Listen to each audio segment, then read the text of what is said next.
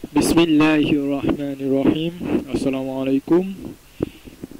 এখন আমরা দেখব একটা ডাউনলোড করা ইমেজকে কিভাবে ভেক্টর ফাইলে রূপান্তর করতে হয়। তো ডাউনলোড করা ইমেজকে আমরা ভেক্টর ফাইলে রূপান্তর করার জন্য আমাদের যেটা করতে হবে, আমরা প্রথমে ইমেজের উপর ক্লিক করব। ইমেজের উপর ক্লিক করার জন্য আমরা এখান থেকে অল সিলেকশন টুল নিয়ে ইমেজের উপর ক্লিক করার সাথে সাথে আমরা দেখতে পাচ্ছি যে এখানে ইমেজ ট্রেস নামে একটা অপশন ভাসতেছে। এই ইমেজ ট্রেসের উপর আমরা ক্লিক করব। তো ইমেজ ট্রেসের উপর ক্লিক করার পরে আমরা দেখতে পাচ্ছি যে আমাদের যেই ট্রেসিং রেজাল্ট এটা সম্পূর্ণ ইমেজটাকে শো করতে পারছে না। তো যেই কারণে আমরা উইন্ডোতে চলে যাব। উইন্ডোতে যাওয়ার পরে আমরা ইমেজ ট্রেস অপশনে যাব। ইমেজ ট্রেস অপশনে যাওয়ার পর আমরা অ্যাডভান্সে যাব। অ্যাডভান্সে যাওয়ার পরে আমরা ট্রেস হোল্ড 200 করে দেব। ট্রেস হোল্ড কত করব? ট্রেস হোল্ডকে আমরা 200 করে দেব। 200, মোটামুটি 200।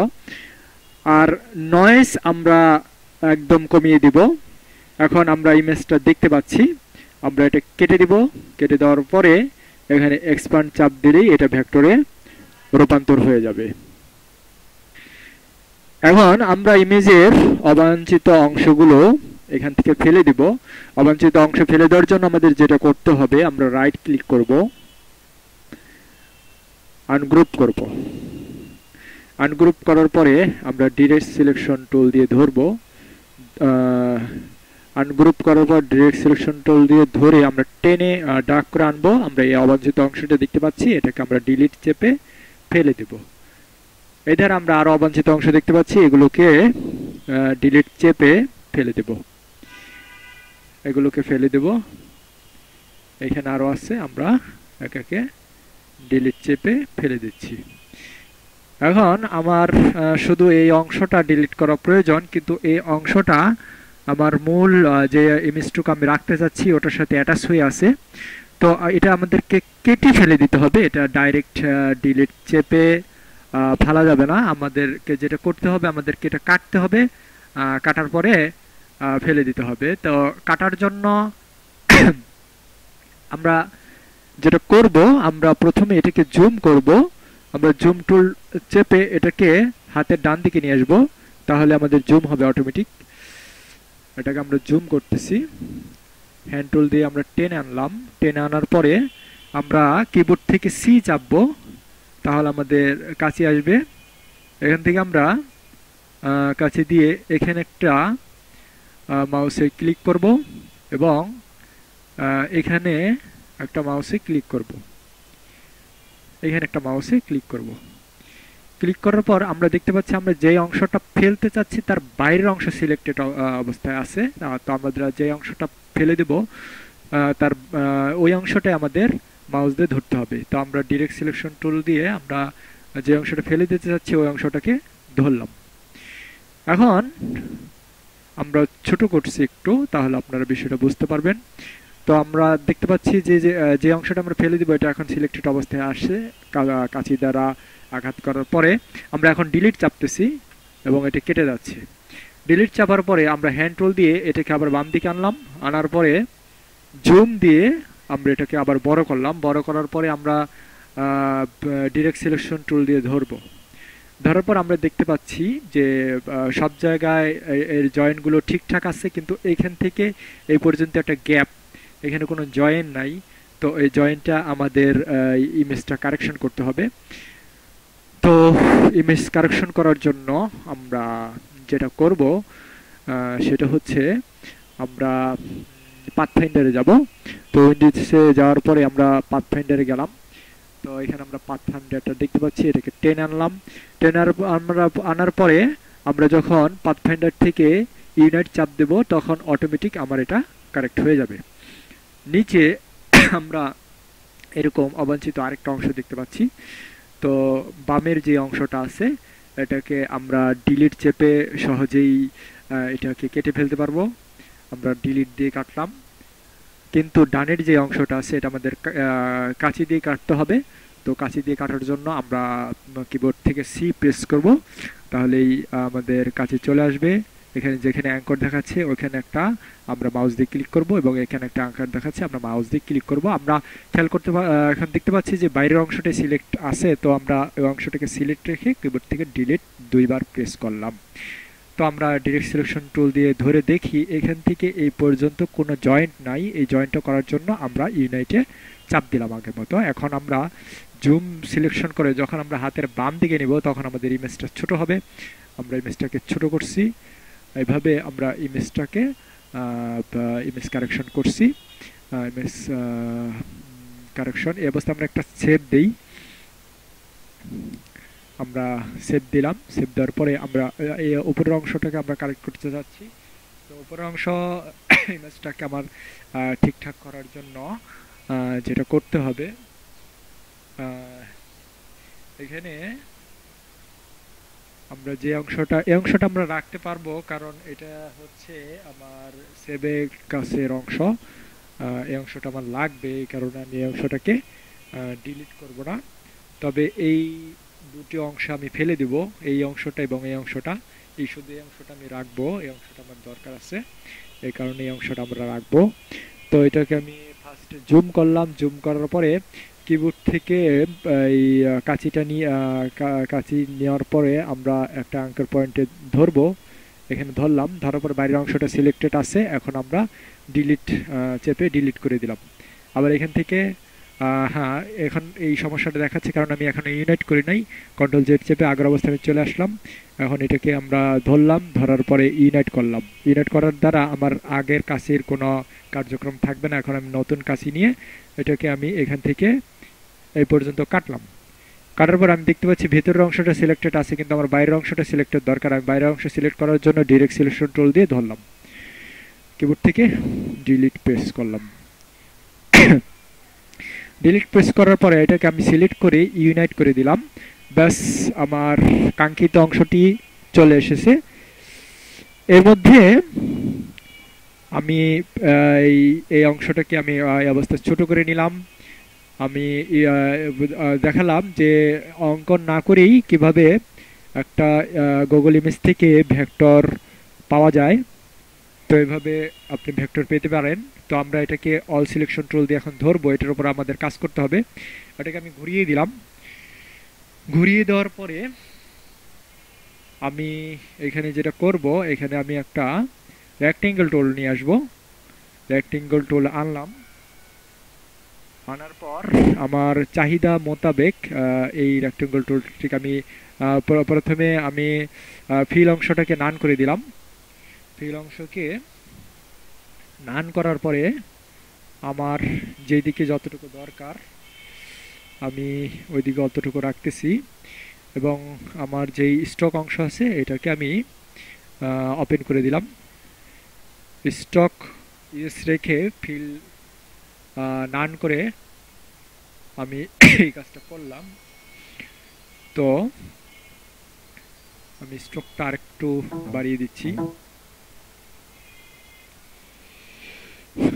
স্টক, তো এই অবস্থায় আমরা স্টকটা বাড়িয়ে দিব। স্টকটা আমরা বাড়িয়ে দিলাম। স্টক বাড়িয়ে দেওয়ার পরে আমরা এখন পেন টুল দ্বারা আমরা একটু অঙ্কন করব। অর্থাৎ আমরা এখান থেকে শুরু করলাম, স্টার্ট করলাম। আমরা আমাদের পর্যাপ্ত পরিমাণ বড় করে নেওয়া দরকার যাতে আমরা ঠিকভাবে ছবিটা আঁকতে পারি। আমরা ব্যাকে চলে গেলাম। পেন টুল দ্বারা আমি এখান থেকে এই অংশের উপর আমি ধরছি, সরি, আমি এই বর্ডারটা পরে দেব। সরি, এই বর্ডারটা আমি অল সিলেকশন টুল দিয়ে ধরলাম। ধরার পর আমি এটা সরিয়ে দিলাম। আমি বর্ডারের অংশটা পরে দেব। তো আমাকে যেটা করতে হবে, পেন টুল আমি সাপোজ এখান থেকে আমার পেন সরি আমার পেনটা আমি কোথা থেকে শুরু করতে পারি, আমার পেনটা আমি এখান থেকে শুরু করলাম, এই এই কিন্তু আমার স্টক পেনটা এখন স্টক অবস্থা আছে এবং স্টকটা অনেক বেশি আছে, আমাদের স্টক অবশ্যই কমিয়ে নিতে হবে। স্টকটা আমরা 1 করলাম, করার পরে আমরা ব্যাকে চলে গেলাম, চলে যাওয়ার পরে আমরা আরেকটু ব্যাকে গেলাম, যাওয়ার পরে স্টককে আমরা 1 রাখলাম, 1 রাখার পরে আমরা এইভাবে অঙ্কন করছি, এটাকে এইভাবে অঙ্কন করছি।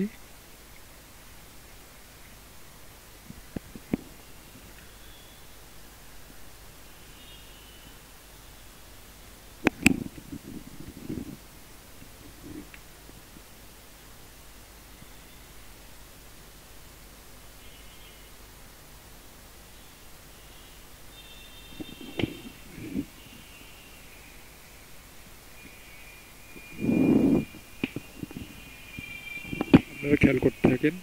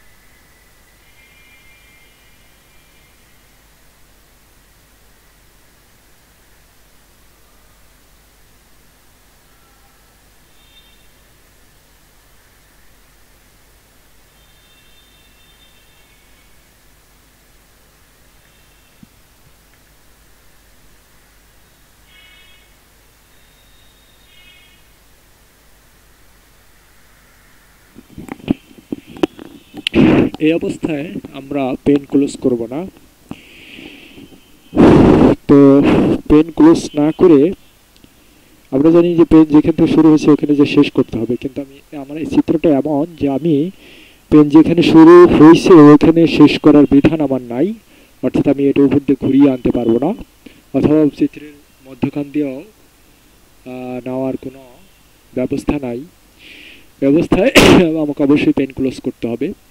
তো পেন যদি আমি ক্লোজ করতে চাই, আমি তো আমার দুটো প্রান্ত মেলাতে পারছি না, তো এই অবস্থা আমি কি করব? এমন জটিল কন্ডিশনে আমাদেরকে যেটা করতে হবে, আমরা এখান থেকে ডিরেক্ট সিলেকশন টুল চেপে বের হয়ে যাব। বের হয়ে যাওয়ার পরে অবজেক্ট থেকে এক্সপ্যান্ড করে দেবো এটাকে। তো এক্সপ্যান্ড করলে এটার পেন থাকলো না, এটা আমার একটা রেখায় পরিণত হয়ে গেল। তো আপনারা বিষয়টা বুঝতে পারছেন আমি আশা করছি। তো আমার ফিল কালারটাকে যদি আমি হোয়াইট করে দেই তাহলে কেমন হয়, এমন দাঁড়ায়। তো ফিল কালার আমার হোয়াইট করলে আমার স্ট্রোক কালারটা যদি আমি কালো দিয়ে দিই, তো আমার এখন অঙ্কনটা এরূপ দাঁড়াইছে। অঙ্কনটা এরূপ দাঁড়ানোর পর আমরা যে অংশটা আমরা আগেই রেখেছিলাম এটাকে আমরা অল সিলেকশন টুল দিয়ে ধরবো। ধরার পরে এটাকে আমরা আনবো, আনার পরে আমাদের প্রয়োজন মতো আমরা বসাবো।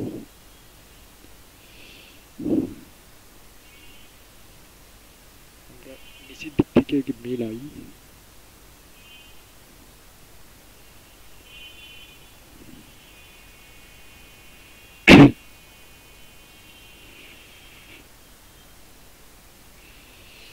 এখানে আমরা স্ট্রোকটা কমিয়ে আমরা আগের মতোই 1 করে দেই। এখন দেখা যাচ্ছে এখন আমাদের কিছু কাজ করতে হবে। আমরা এটা মেলালাম, মেলানোর পর বাহির দিকটা একটু বড় করে দিলাম যাতে, আর আমরা এইখানটায় আমরা একটু কমিয়ে বা একটু বাড়িয়ে দিলাম।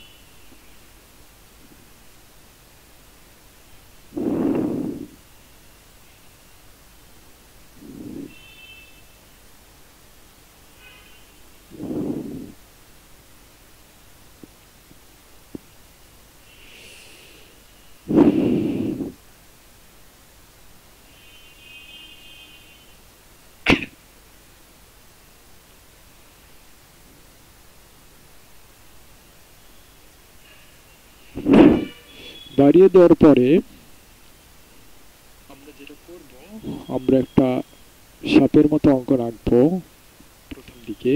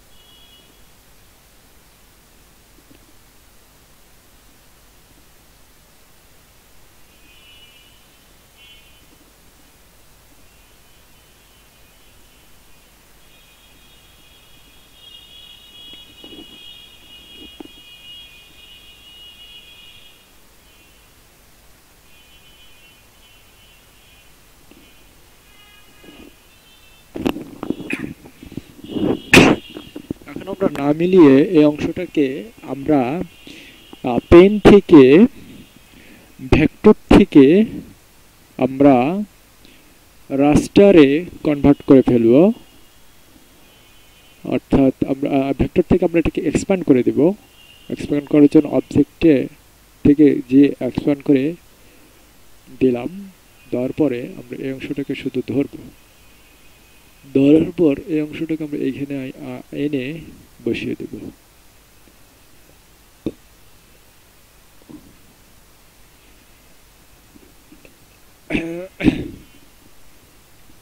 বসিয়ে দেওয়ার পরে আমরা এখানে একটু মিলিয়ে দিলাম।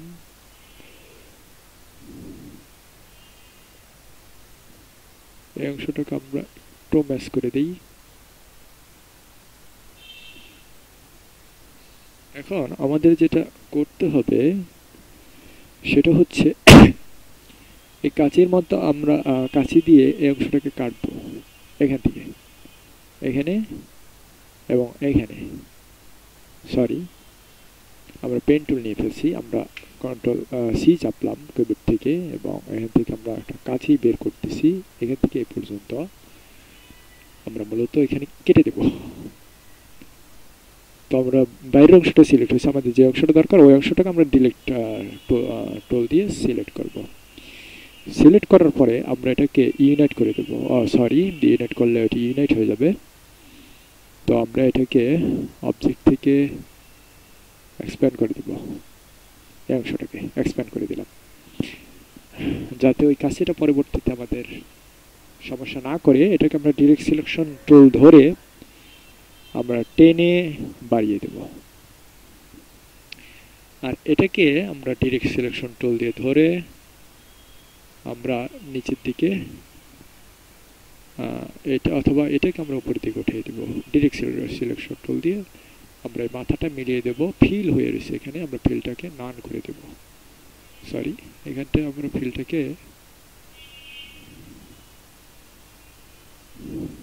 অথবা ফিলটাকে আমরা নান করে দেব, নান হয়ে গেছে, সরি সম্পূর্ণটুকু নান হয়ে যাচ্ছে।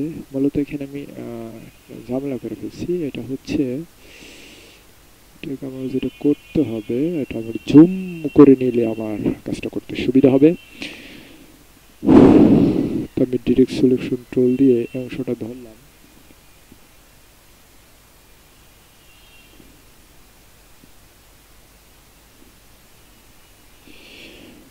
তো এভাবেই আমরা গুগল থেকে যে কোনো ইমেজকে সরাসরি ভেক্টরে কনভার্ট করে নিজের মতো ইমেজ তৈরি করে নিতে পারবো। সবশেষে আমরা ইমেজগুলোকে বা অঙ্কিত বিষয়গুলোকে ধরে একসাথে আমরা গ্রুপ করে দেব।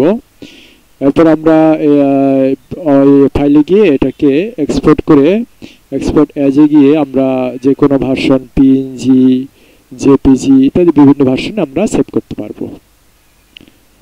আসসালামু আলাইকুম।